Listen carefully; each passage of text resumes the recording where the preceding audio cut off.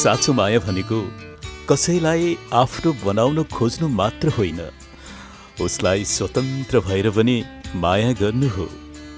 तिमी मेरो जीवनको त्यो अध्याय हो जुन बन्द भए पनि स्मृतिमा सधैँ खुलिरहन्छ। मायामा हार्नु मात्र हार होइन यार, यो त हृदयको सबैभन्दा सुन्दर अनुभव हो।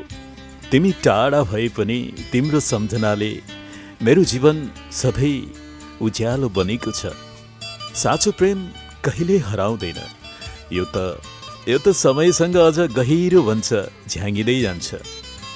कसैलाई माया गर्नु भनेको उसको कमजोरी होइन यार, उसको मुस्कानलाई जोगाउनु पनि हो।